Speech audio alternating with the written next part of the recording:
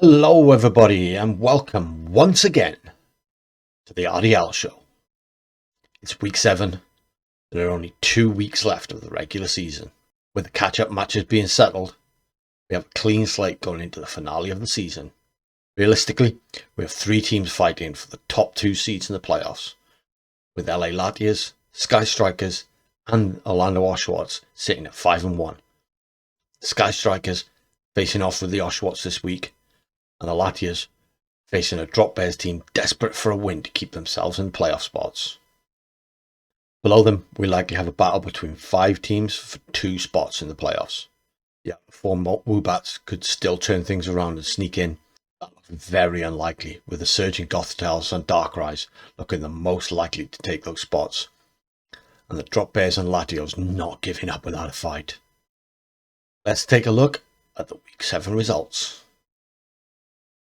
Penultimate Party 0, Gothenburg Gothitels 2, Sky Strikers 1, Orlando Oshawots 2, Denver Darkrai 2, Welsh Woobats 1, New York Latios 2, Sandy Connor Squad 1, Golden Gate Goldengo 2, Blazing Brelooms 1, Down Under Drop Bears 0, LA Latias 2.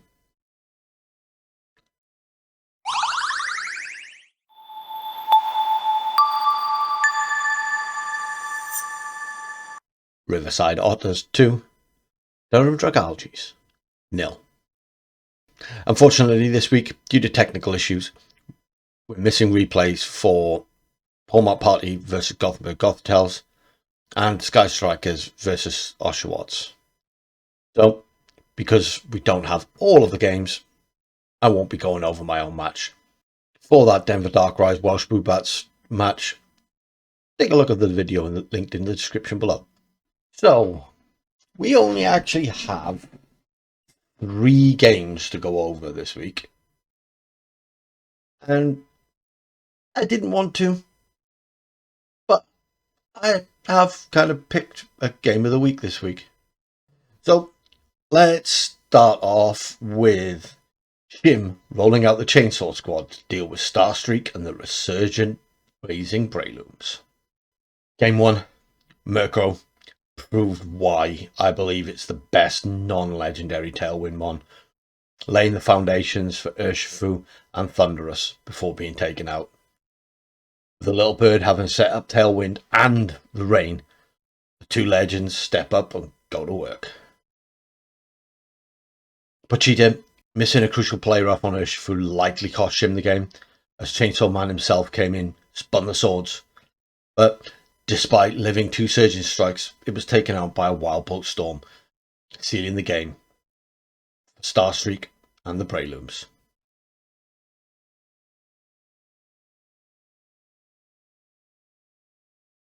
Game 2, Shim's Makiaki lead of Iron Valiant and Sneasel deleted Starstreak's Murkrow Hariyama in a fantastic first turn. Murkrow may have been gone, but the rain still came through Thundurus, boosting the speed of its partner Beartick. Starstreak unfortunately revealed the Terra Water a turn early, allowing Shim to read the Terra Blast and switch in his Azu, taking it pretty comfortably.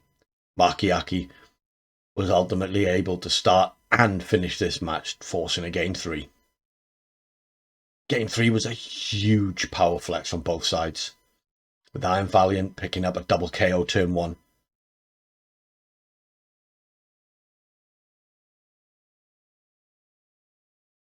Thundurus with a double KO turn 3, with Urshifu picking up a KO and being KO'd in between.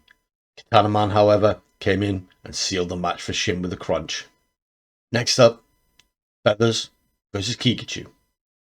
Down Under Drop Bears versus LA Latias. 2 of the best built teams in the league facing off. A really high stakes matchup. The Latias looking to keep a vice grip on that number 1 seed, and the Drop Bears needing a win to be comfortably in the playoffs. Game 1. Turn 1 KO of Pinch Urchin who had been such a huge Pokemon for Feathers all season long, might be key in this battle. New signing Espeon set up both screens, adding to the already incredible bulk of the Latias.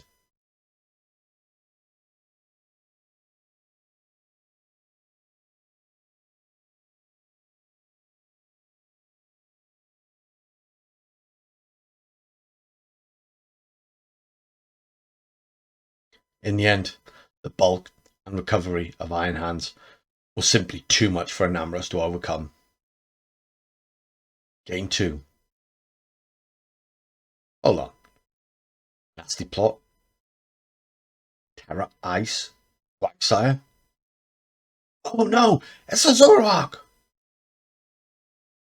Unfortunately, by the time Keegachu got rid of Iron Jugulars, Espeon had already set up both screens and Trick Room, allowing Mudsdale to come in and trample Zoroark and Enamorus, sealing the match for Feathers, ensuring the battle for number 1 goes to the wire. With there only actually being 3 sets of highlights, I think it's probably pretty obvious what I've picked as Game of the Week this week. New York Latias versus Standard Connor Squad. This match, I just couldn't keep my eyes off it. It took me 3-4 attempts just to get notes for the highlights. Game 1. Tauros was so good here.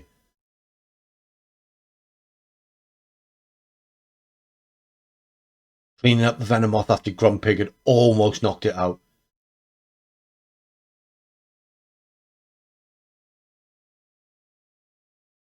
Then it lived the no retreat boosted close combat from Phalanx and one-shot it with a close combat of its own. Feels really weird to call Flutter Tinglu the backups, but the backups came out and wrapped things up for TCL. Game 2. An incredible comeback from space.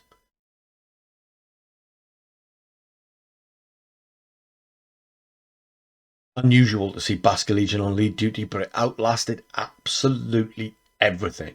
Thrown out liquidations until it had that nice power boost, the last respects, and one-shot the previously thorny Tauros to seal the game for space. On we go to Game 3. Surprising switch-ups on both sides. Seemingly perfect choice from space in the Electros, with it being immune to Tinglu and threatening the Tauros. Fortunately, it didn't quite have the damage to KO that bulky bull, and the double up from Tinglu and Tauros took out Space's big threat in Phalanx. Crit luck may not have helped TCL get rid of the eel, with body press from Tinglu crit in turn 3 and a Raging Bull taking it out with another crit turn 4.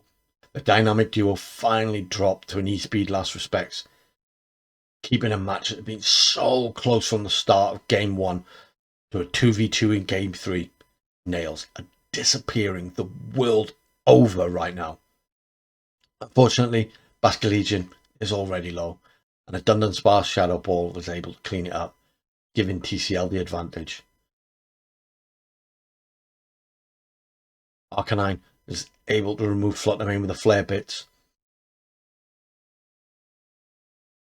but the Caterpillar was able to grind it out thanks to the Flare Bits recoil, sealing the match.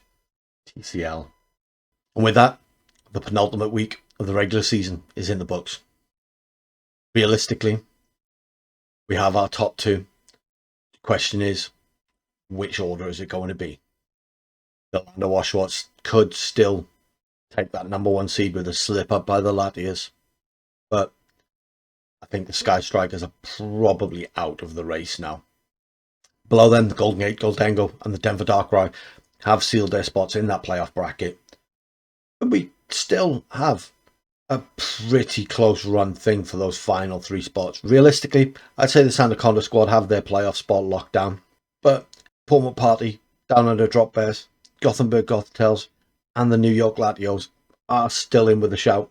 Technically with a 2 2-0 defeat by everybody else, the Woobats could make it in, but let's face it, it's not going to happen. Our season's over. We're just playing for pride now. Week 8 is going to be very, very exciting for those middle of the table teams. As always, next week we will bring you the results and the highlights, as well as breaking down that final playoff bracket. And there might also be a little surprise. So, till then, goodbye.